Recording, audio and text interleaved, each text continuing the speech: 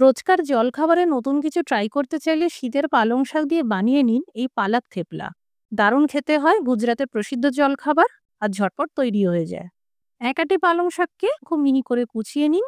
একটি মিক্সিং বোলে 1 কাপ আটা, আটার অর্ধেক পরিমাণে হাফ কাপ বেসন, হাফ চামচ মতন লবণ, 1 চিমটি গোটা জিরে, 1 চামচ করে হলুদ গুঁড়ো, লঙ্কার গুঁড়ো, ধনের গুঁড়ো, গরম মশলার গুঁড়ো, গোটা জোয়ান আর হিং, এই সব একসাথে দিয়ে ভালো করে আটার বেসনের সাথে মেখে নিন।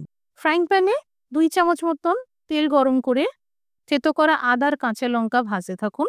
কুচানো পালং শাক ভালো করে ধুয়ে দিয়ে দিন। সামান্য লবণ দিয়ে ভাজতে থাকুন। এতে শাকের কাঁচা ভাবটা চলে যাবে। এই ভাজা পালং শাক আটা বেসনের মিশ্রণে দিয়ে দিন আর ভালো করে মেখে নিন। আলাদা করে তেলের ময়ান দেওয়ার কোনো প্রয়োজন নেই। খুব সামান্য করে জল দিয়ে মেখে নিয়ে একটা নরম ডো তৈরি করুন। থেপলা পরোটার তুলনায় অনেক পাতলা হয় আর একটু সাইজে ছোট হয়। শুকনো আটা বারে বারে ছড়িয়ে এইভাবে থেপলাগুলোকে বেলে নিন। ফ্রাইং প্যানে সামান্য তেল ব্রাশ করে নিয়ে হাই টু মিডিয়াম ফ্লেম করে এই থেপলাগুলোকে ভেজে নিন। তৈরি হয়ে গেল পালক থেপলা।